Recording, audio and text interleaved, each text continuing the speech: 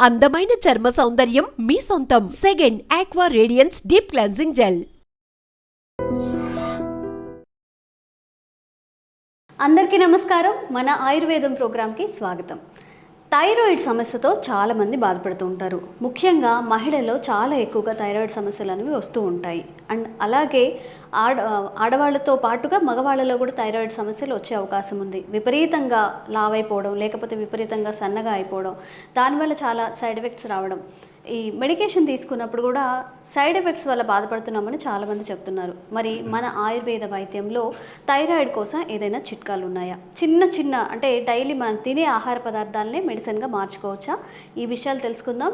మరి వంటింటి చిట్కాలు అనగానే మనకు గుర్తొచ్చేది ఎవరు? చిట్టిపొట్ల మధుసూదన్ శర్మ గారు. మధుసూదన్ శర్మ గారు ఈరోజు మనతో ఉన్నారు. వారిని అడిగి థైరాయిడ్ గురించిన అన్ని సందేహాలు తెలుసుకుందాం. నమస్కారం సార్. నమస్తే. సార్, థైరాయిడ్ గురించి చాలామందికి చాలా అపోహలు ఉన్నాయి. ఏంటంటే సెడెంటరీ లైఫ్ స్టైల్ వల్ల వస్తుందని, లేకపోతే ఇంతకుముందు అమ్మా నాన్నలకు కానీ జెనెటికల్ పరంగా వస్తుందని కానీ అంటూ ఉంటారు. అండ్ ఆహార పదార్థాల్లో కూడా చాలా సందేహాలు అయితే ఉన్నాయి. అసలు ఈ థైరాయిడ్ రావడానికి ముఖ్య కారణాలు ఏంటి? థైరాయిడ్ వచ్చేందుకు రకరకాల కారణాలు ఉన్నాయమ్మా. యాక్చువల్లీ ఇది ఒక జీవనశైలి వ్యాధిమ్మా. సో ఆడవాళ్ళలో ఈ యొక్క సమస్య వస్తూ ఉంటుంది, మగవాళ్ళలో ఈ యొక్క సమస్య వస్తూ ఉంటుంది. కానీ ఎక్కువ శాతం మందిలో ఆడవాళ్ళలోనే ఎక్కువ వస్తుంటుంది. ఈ థైరాయిడ్ అనేది యాక్చువల్గా ఏమంటే గొంతు భాగంలో ఒక సీతాకొక చిలుక ఆకారంలో ఒక గ్రంథి ఉంటుందమ్మా, గ్రాండ్ ఉంటుంది. ఆ గ్రాండ్ పని సమర్థత లేకపోతే ఆ యొక్క పరిస్థితిని థైరాయిడ్ సమస్య అంటారమ్మా. ఇది తక్కువగా పనిచేస్తే కొన్ని సమస్యలు వస్తాయి, ఎక్కువగా పనిచేస్తే కొన్ని సమస్యలు వస్తాయమ్మా. కాబట్టి ఆ గ్రంథి ఆ వయస్సుకు తగినట్లు, అంటే శరీర వయస్సు, శరీర బరువు, శరీర ప్రకృతిని తగినట్లు ఆ యొక్క స్రావాలు, హార్మోన్స్ కరెక్ట్గా ఉత్పత్తి చేస్తుంటే శరీరం కూడా తన పని తను చేసుకుంటూ ఉంటుందమ్మా. సో ఈ థైరాయిడ్ గ్రంథి యొక్క హార్మోన్స్ కానీ, అవి ఉత్పత్తి చేసేటువంటి ఇతర పదార్థాలు కానీ హెచ్చుతగ్గులైనప్పుడు ఈ లక్షణాలన్నీ వస్తుంటాయమ్మా. ఈ థైరాయిడ్ గ్రంథి సరిగా పనిచేయకపోవడానికి మానసిక ఒత్తిడి కారణము, అదేవిధంగా మనం తీసుకునేటువంటి ఆహార పదార్థాలు కొంతవరకు కారణము, అట్లే విధంగా వాతావరణ కాలుష్యము కొంతవరకు కారణము, కొన్నిటికి స్పష్టమైనటువంటి కారణం కూడా ఉండదమ్మా. ఎందుకు ఈ విధంగా ఈ యొక్క థైరాయిడ్ గ్రంథి పనిచేయట్లేదు దానికి స్పష్టమైన కారణం కూడా తెలియట్లేదమ్మా. కొంతమందికి పోషకాహార లోపం, ముఖ్యంగా కొంత రకాల ప్రోటీన్స్ తక్కువ కావడం వల్ల కూడా, ప్రోటీన్ ఆహారం సరిగ్గా తీసుకోకపోవడం చేత కూడా ఈ సమస్య వస్తూ ఉంటుందమ్మా. సో ఈ యొక్క థైరాయిడ్ గ్రంథి ఇంతకుముందు చెప్పినట్లు ఎక్కువగా పనిచేసినా కొన్ని ఇబ్బందులు ఎదురవుతాయి, తక్కువగా పనిచేసినా కొన్ని ఇబ్బందులు అవుతాయి. థైరాయిడ్ గ్రంథి తక్కువగా పనిచేసినప్పుడు థైరాయిడ్ గ్రంథి నుంచి తక్కువ హార్మోన్స్ ఉత్పత్తి అవుతుంటాయమ్మా, థైరాయిడ్ హార్మోన్స్. దీన్ని హైపోథైరాయిడిజం అంటారమ్మా. హైపోథైరాయిడిజం. హైపో అంటే తక్కువ, థైరాయిడిజం అంటే థైరాయిడ్ నుంచి ఉత్పత్తి అయ్యేటువంటి పరిస్థితి అని చెప్పేసి.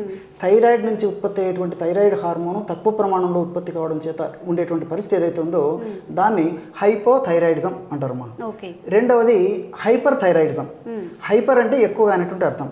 థైరాయిడ్ గ్రంథి అవసరాలకు మించి ఎక్కువగా పనిచేసినప్పుడు దాని నుంచి ఎక్కువ స్రావాలు, ఎక్కువ హార్మోన్స్ ఉత్పత్తి అవుతాయమ్మా. దాన్ని హైపర్ థైరాయిడిజం అంటారు అనమాట.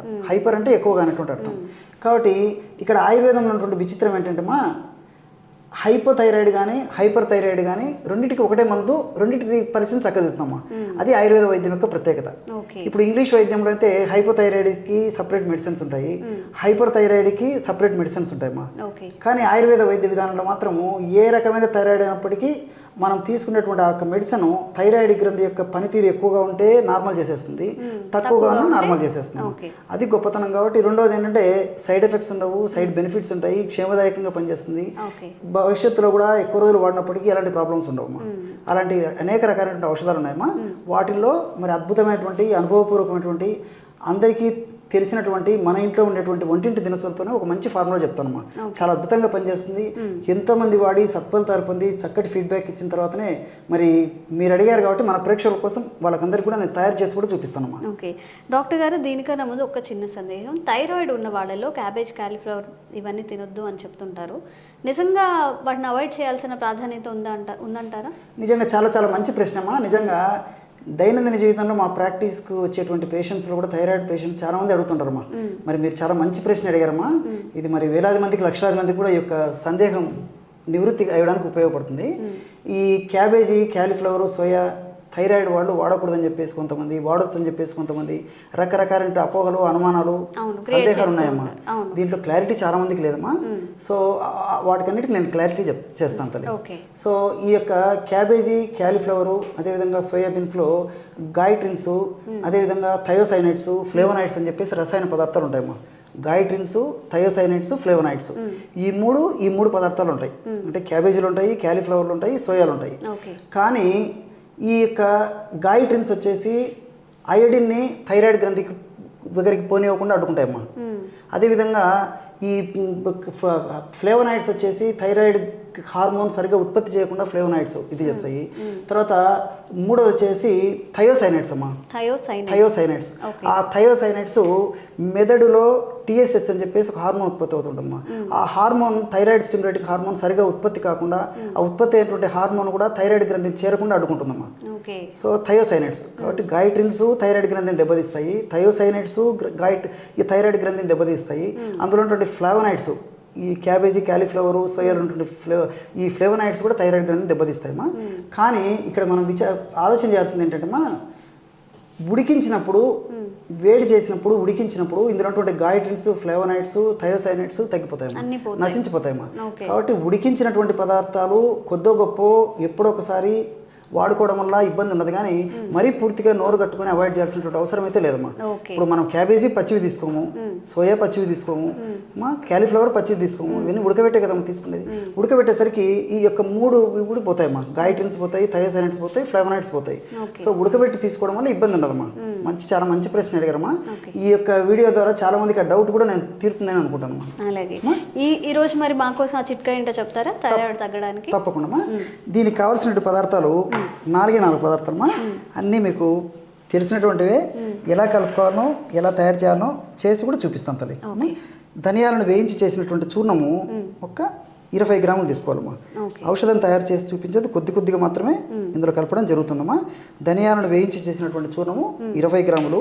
అదేవిధంగా పసుపు అమ్మా, పసుపు చూర్ణం, పసుపు కొమ్మలను దంచి తయారు చేసుకునేటువంటి చూర్ణము 20 గ్రాములమ్మా. అదేవిధంగా శొంఠి చూర్ణం అమ్మా. శొంఠి అంటే అల్లాన్ని ఎండబెట్టి తయారు చేసినటువంటి ఇది ఏదైతే ఉందో దాన్ని శొంఠి అంటారమ్మా. శొంఠి పొడి కూడా మనకు మార్కెట్లో దొరుకుతుందమ్మా. శొంఠి చూర్ణము ఒక 20 గ్రాములు తీసుకోవాలి. అదేవిధంగా మిరియాల చూర్ణం, ఇవి ఒక స్పూన్ వేసుకుంటే సరిపోతుందా? ఇది కూడా సేమ్ 20 గ్రామ్స్ తీసుకోవాలి. సో అన్ని సమానంగా తీసుకోవాలమ్మా. మిరియాల చూర్ణం కూడా 20 గ్రాములు తీసుకోవాలి. ఇప్పుడు మొత్తం 4 పదార్థాలమ్మా. ధనియాల చూర్ణము, అదేవిధంగా పసుపు చూర్ణము, శొంఠి చూర్ణము, మిరియాల చూర్ణం. క్వాంటిటీస్ కరెక్ట్గా గుర్తుపెట్టుకోండి. నిజంగా ఒక స్పూన్ మిరియాల పౌడర్ వేసారంటే ఇంకంతే, తాగారంటే సమ్మర్కి ఇంకా ఎక్కువ వేడి చేసే అవకాశం ఉంది, ఇంకా స్టమక్ కూడా అప్సెట్ అవుతుంది, కాబట్టి జాగ్రత్తగా వేసుకోండి. కాబట్టి మనం సమానంగా కలుపుకుంటున్నామా, కాబట్టి వాడేటప్పుడు చాలా తక్కువ ప్రమాణం వాడుకుంటాం. కాబట్టి మనం ఇందులో మిరియాలు ఇదే పద్ధతిలో కలపడం వల్ల కూడా ఎలాంటి ఇబ్బంది ఉండదమ్మా. చూడండి, బ్రహ్మాండమైనటువంటి ఈ థైరాయిడ్ గ్రంథి పనితరాన్ని సమర్థవంతంగా చేసేటువంటి అద్భుతమైనటువంటి పౌడర్ రెడీ అయిపోయింది. ఓకే, కాంబినేషన్లో మంచిగా పనిచేస్తాయండి పసుపు, ధనియాలు, మిరియాలు, ఇంకా శొంఠి. సో అంటే విడివిడిగా తీసుకుంటే తీసుకోలేము కానివ్వండి. ఒక థైరాయిడ్కి నిజంగా చెప్పండి, ఎంతమంది థైరాయిడ్ వ్యాధి బారిన పడుతున్నారు. చాలామంది మెడికేషన్ యూజ్ చేసినందువల్ల మళ్ళీ దానివల్ల సైడ్ ఎఫెక్ట్స్ వచ్చాయని చాలామంది బాధపడే వాళ్ళు కూడా ఉన్నారు. కాబట్టి ఇవన్నీ మనం వంటింట్లో యూజ్ చేస్తాం. పసుపు యూజ్ చేస్తాం, ధనియాలు, శొంఠి, మిరియాలు డిఫరెంట్గా వంటింట్లో ఎక్కువగా యూజ్ చేస్తూ ఉంటాం. కాబట్టి వాటన్నిటిని ఇట్లా ప్రీమిక్స్ కనుక చేసుకుంటే, మిరియాల విషయంలో క్వాంటిటీని తప్పకుండా ఫాలో అవ్వండి. ఎక్కువ వేసుకున్నా కానీ కొంచెం మంటగా, లేకపోతే కడుపులో యాసిడిటీ ఫామ్ అవ్వడం, మళ్ళీ ఎఫెక్ట్స్ అయ్యే అవకాశం ఉంటుంది. కాబట్టి మిరియాల విషయంలో కాస్త జాగ్రత్త తీసుకోండి. అలాగే ప్రీమిక్స్ చేసేసుకొని ఒక గ్లాస్ బాక్స్లో స్టోర్ చేసి ఎలా వాడుకోవాలో చెప్తాను, యూజ్ చేసుకోవచ్చు. ఈ విధంగా తయారు చేసి పెట్టుకోవాలమ్మా. ఈ విధంగా తయారు చేసి పెట్టుకున్న తర్వాత డైలీ డోసెస్ ఎలా తీసుకోవాలండి? రోజు 2 టైమ్స్ వాడుకోవాలమ్మా. వాటర్లో మిక్స్ చేసుకోవాలి. రోజు ఉదయం ఆహారానికి ఒక అరగంట ముందు, రాత్రి ఆహారానికి ఒక అరగంట ముందమ్మా. ఈ 4 పదార్థాలు కలిపి తయారు చేసుకున్నటువంటి చూర్ణం. మీరు చాలా మంచి వీళ్ళను ఎడ్యుకేట్ చేశారమ్మా పబ్లిక్ని. ఎందుకంటే మిరియాలు ఘాటైనటువంటి పదార్థము, శొంఠి ఘాటైన, తెలియక అన్ని ఈక్వల్ క్వాంటిటీ వేసుకుంటే మళ్ళీ ఘాటుగా ఉండే అవకాశం. కాబట్టి కేవలం 1 గ్రామ్ తీసుకుంటే సరిపోతుందమ్మా. 3 గ్రామ్స్ 1 గ్రామ్ అమ్మా. 1 గ్రామ్ ఒక డోస్కి 1 to 1.5 గ్రామ్ వరకే వాడుకోవాలన్నమాట. సో ఒక 50 మిల్లీలీటర్ల నీళ్లు తీసుకొని 50 మిల్లీలీటర్ల నీళ్ళలో 1 to 1 గ్రామ్ పౌడర్ కంటే ఎక్కువ కూడా అవసరం ఉండదమ్మా. చూడండి అమ్మా, ఒక 1/2 నిమిషం లోపే ఈ పదార్థం అంతా నీళ్ళలో కరిగిపోతుంది, చాలా అద్భుతంగా తయారైపోతుంది. సో థైరాయిడ్ సమస్యకి చాలా అద్భుతమైనటువంటి పానీయం రెడీ అయిపోయింది. ఒక్క శొంఠి తప్ప ధనియాలు, మిరియాలు, పసుపు అనేవి మనం మసాలా దినుసులుగా యూజ్ చేస్తాము, ఎక్కువ కూరల్లో కూడా యూజ్ చేస్తాము. చూడండి, మనం తినే ఆహారమే మనకి దివ్య ఔషధాలుగా కూడా పనిచేస్తుంది. ఆహారమే మెడిసిన్ అని కూడా అంటారు. కాబట్టి జంక్ ఫుడ్, బయట దొరికే ఫుడ్, ఆయిల్స్ అవన్నీ అవాయిడ్ చేసుకొని కొంచెం ఇలా మన ఆరోగ్యం గురించి చిన్న చిన్న చిట్కాలు పాటిస్తే మన హెల్త్ని సెట్ చేసుకోవచ్చు. డాక్టర్ గారు, ఇందులో కొంచెం మిరియాలు కూడా యాడ్ చేసాం కాబట్టి డైరెక్ట్గా ఇలా తాగలేని వాళ్ళు కొంచెం హనీ కానీ బెల్లం కానీ యాడ్ చేసుకోవచ్చా ఈ వాటర్లో? చాలా మంచి ప్రశ్నమా. ఈ వాటర్లో యాడ్ చేసుకోవచ్చుమా, తేనె యాడ్ చేసుకోవచ్చు. అలా లేకపోతే మనం ఆల్రెడీ పౌడర్ తయారు చేసి పెట్టుకుంటాం కదమ్మా, ఇదే పౌడరు 1 గ్రామ్ పౌడర్ తీసుకొని తగినంత తేనెతో కలిపేసి డైరెక్ట్ కూడా తీసుకోవచ్చు. నీళ్ళతో కలపకుండా కూడా అలాగే తీసుకోవచ్చు, తేనెతో కలిపి తీసుకోవచ్చు.